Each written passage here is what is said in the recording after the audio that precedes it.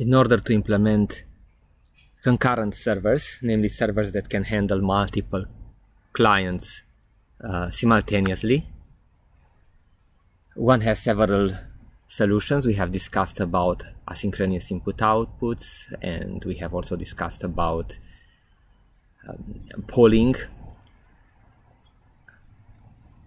and we are going to see more about those in the future. But one of the solutions that are the most easy to use, that yield architectures that are the most flexible, is multi-threading.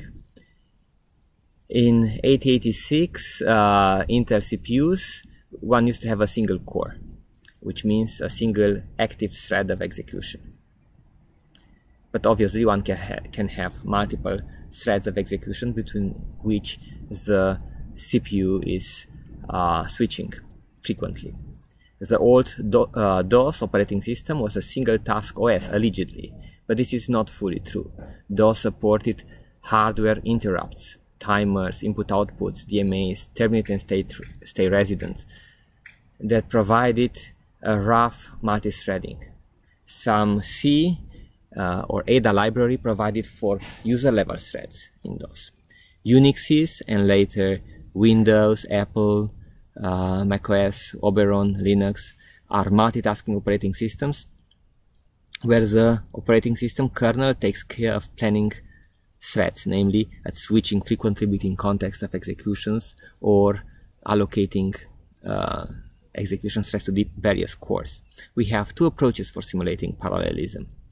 They are UNIX processes and UNIX POSIX threads, or lightweight processes. We are going to start discussing about UNIX processes. UNIX processes can be launched programmatically from a program calling the fork system call. They can also be launched separately from a command line. It's what it's starting when you start a program. To find more information about fork, look into the manual page, man fork. The fork system call duplicates the process calling the function, and most of the resources are also duplicated except for signals and logs. Processes have distinct process IDs, distinct rights, root directories.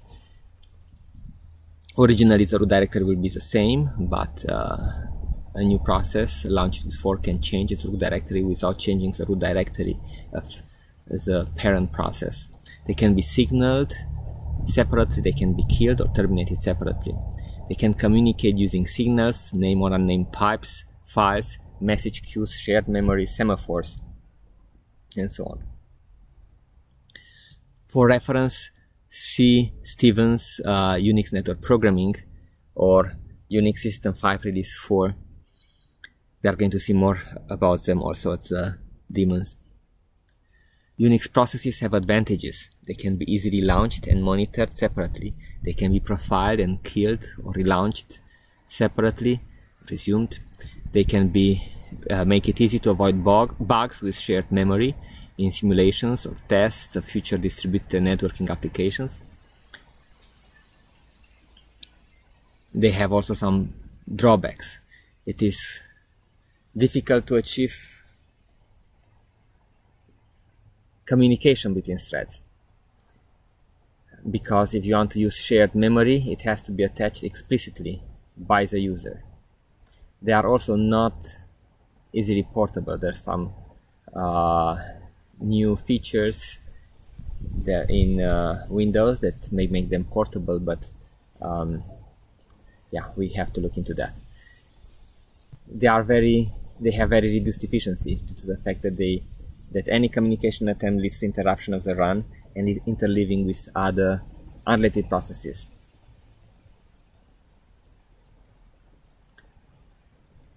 We are now going to talk about threads.